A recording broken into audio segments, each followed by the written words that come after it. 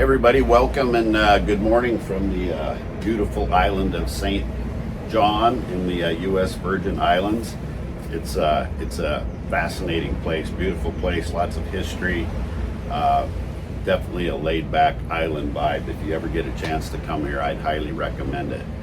I wanted to talk to you a little bit today about something I'm hearing more and more, and I think it's a huge misconception that people like us, over 55, getting toward that retirement age, which I hate the word retirement, you know that if you've been following me, but people that are getting to that final third of their life and trying to figure out what to do. And I was at dinner just last night with a gentleman, amazing guy, amazing history, but he's been in a couple of different America's Cup yacht races, just fascinating guy.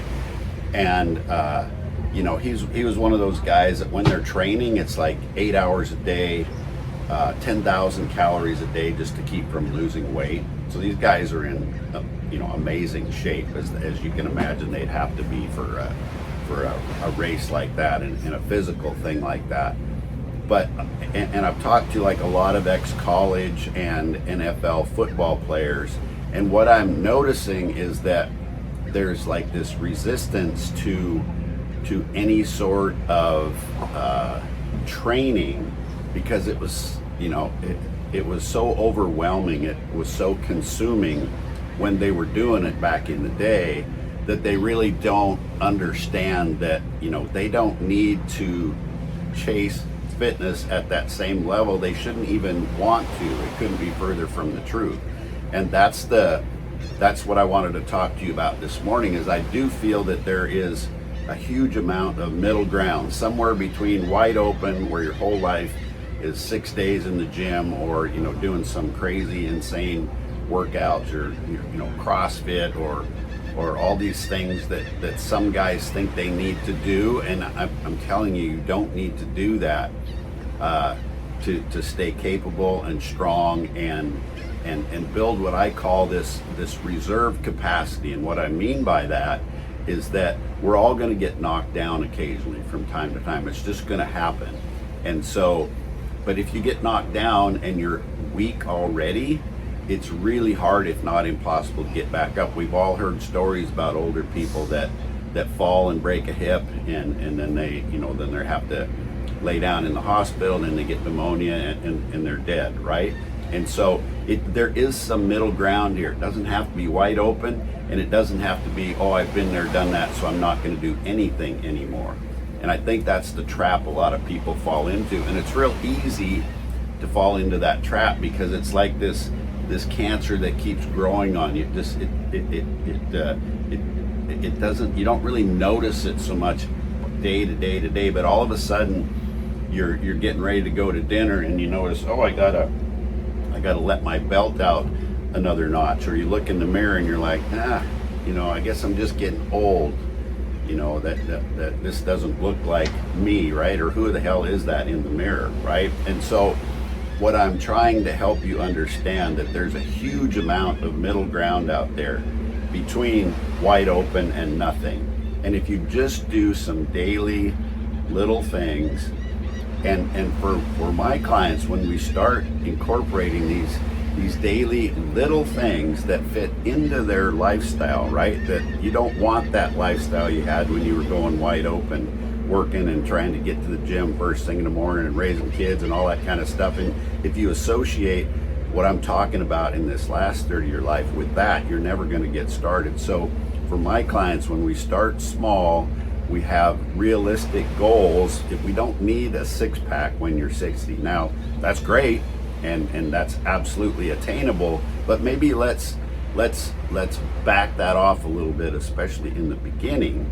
And then once we start seeing progress, once we have a system like we do here that has accountability like we have here, and then we start getting results like we get here, once we get all of those things working in the right direction, then maybe you can set the goal toward the six-pack. But that shouldn't be your initial goal, because if that's your goal, you're going to be disappointed, and you're never going to start because you think you have to do all this crazy stuff to even get there. So I hope that makes sense. Let's find some middle ground between not doing anything, saying, oh, I've been there and done that, remember how good I used to be, you know. And that's another clue I want you to tune into. If you're hanging out with your friends and everything, all of the conversations start with remember when we used to do this, remember when I used to do that. If your conversations start with remember when, it's time to either find another group of friends. You don't have to throw your other ones out, but maybe find another group of friends that help push you, that help stimulate you, help you want to get to that next level. Maybe look at them grandkids and say, hey, maybe they deserve more. If you don't want to do it for yourself, maybe do it for your wife, do it for your grandkids.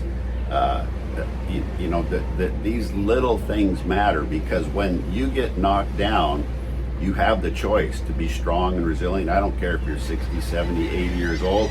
I've coached men in all these age groups, and they all get better, they all get stronger, not just physically, but mentally as well. That's the other thing people understand, is it's all connected. It's not just, you know, I want the six-pack, right? It's about when you do that and you establish these principles again, and you become that kind of person, and you change your identity into that kind of person, it's amazing the opportunities that just start showing up. And you're like, wow, I never knew it could be this good, or I never understood that it, you know. Or do you think it's because I'm doing those things? I get those questions all the time. Do you think it's because, you know, I'm getting in better shape and I'm holding myself accountable and I'm doing what I said I would do, like a good man would do? Do you think that's the reason that all these new opportunities are showing up, or all these opportunities to make money, all these opportunities to give back, to volunteer, to be philanthropic? Those opportunities start coming to you when you start conducting yourself in that way. So I would just ask you to think about,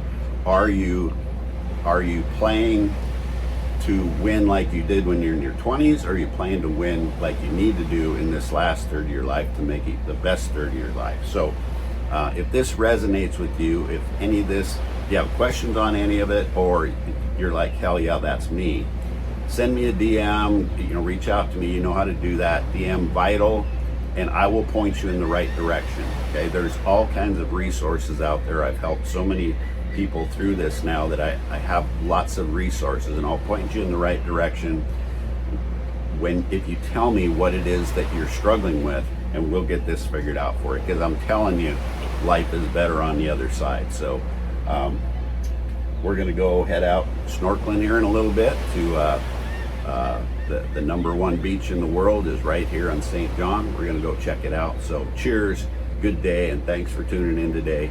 And I hope I was able to make a difference, because that's what it's all about. It's about making a difference, helping other people. We're all stronger together. So take care.